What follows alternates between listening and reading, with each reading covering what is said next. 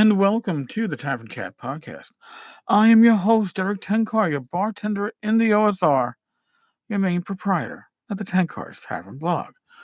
So today, I'm going to talk a bit about 4E. Uh, I know it's almost like a curse word, or it's like Candyman, say it 3 times in a mirror, and suddenly it appears to take your gaming away from you. But there's some interesting background to 4E and what it was supposed to do, where it was supposed to go. So I got some articles I want to go over that I found online about it, and we'll touch on that. And at some point, whether it's going to be here or on the blog side, I'm working on a, God help us, Gygax Memorial Fund / Gail Gygax update, only because she has been on a rampage on Facebook. And although she has also been on a friending frenzy over the last couple months, friending whoever she can in the OSR, I am not one of those. I am blocked. But people send me screenshots. But we'll get to that later. First, though, we're gonna tap into the 4E after a possible word from our anchor sponsor.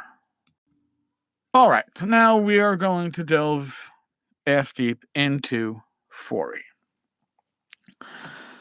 4E, I did a little research and I found some articles. And the first article I'm going to read from, all right, maybe not fully an article. It's a posting on the RPGsite.com that shares something that was originally on N-World, but the N-World link that I found on on the RPG site, the N-World's link is dead. So going from what I have on the RPG site.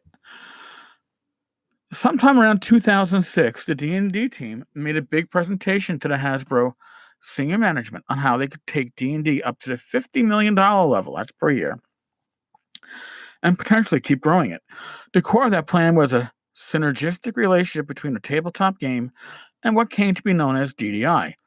At the time, Hasbro did not have the rights to do an MMO for D&D, so DDI was the next best thing. The Wizards team produced figures showing that there were millions of people playing D&D, and if they could move a moderate fraction of those to DDI, they would achieve their revenue goals. Then DDI could be expanded over time, and when Hasbro recovered the video gaming right, it could be used as a platform to launch a true D&D MMO, which could take them over the 100 million per year mark. The DDI pitch was that the 4th edition would be designed so that it would work best when played with DDI. So if you ever wondered why people were like, well, you can only play 4th edition on like basically a game board or a game mat. You had to map everything else out. Everything had to have miniatures and all that stuff. Because it was designed with the idea of people using a VTT with it, and that the VTT would be monetized. And it would be monetized with basically microtransactions. You would be buying virtual minis, maybe dice. Well, that's a whole, I got something I got to tell you about that. But the idea is that this virtual tabletop would be a moneymaker. So, unfortunately, a tragedy struck the DDI team, and it never really recovered.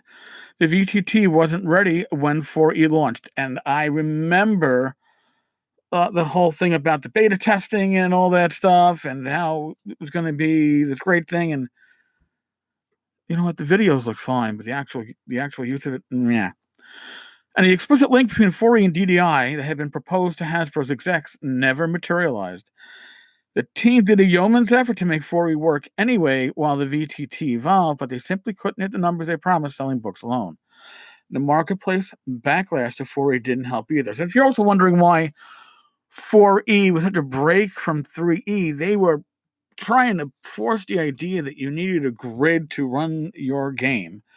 And what better grid than to have one on your computer screen? Now, what is that tragedy? Well, that tragedy was a murder-suicide.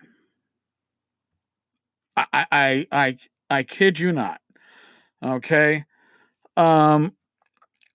She was estranged. She, the main programmer for the VTT, was estranged from her significant other who was stalking her. He had a gun.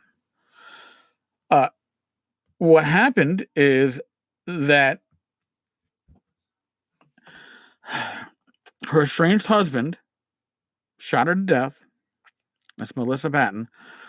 And then committed suicide on himself. That killed, for all effects, the VTT. All right. She had, and they were both TSR, or Wizards of the Coast employees working on the digital end. So without your programmers that were working on this, the VTT had nowhere to go. Now, back then, even I saw issues with the VTT when, to show off the software, they showed the dice roller they were going to use, which was very interesting because it was the same graphics used at the time by Fantasy Grounds. And when I say the same graphics, the dice roll, when you watch the dice roll, it was the same numbers spinning. And in the end, they had to admit, well, we just borrowed this to show an example of what the final results were. They couldn't even do their own mock-up properly. So this was, whether or not we had this tragedy of, this murder-suicide of the programming people, it wasn't going to be what Wizards and Hasbro were hoping it was going to be. And like I said, 4E was built with this in mind. So when 4E seems like a broken system or an incomplete system, or why was it made this way? We all know that part of the reason was they wanted to step away from the OGL. Was it the game system license, the GSL, which was so restrictive? But the OGL took power or control away from Wizards, and Hasbro just didn't like it. When you think about 5e, how long did it take 5e to get an OGL? They were pushing on it before it even released. It took a while. So that's a bit of the background to 4e that you don't always hear. And when people say, wow, it kind of reminded me of World of Warcraft, there's a reason. Because that is the market, to a large part, that Wizards of the Coast was looking to grab. All right, folks.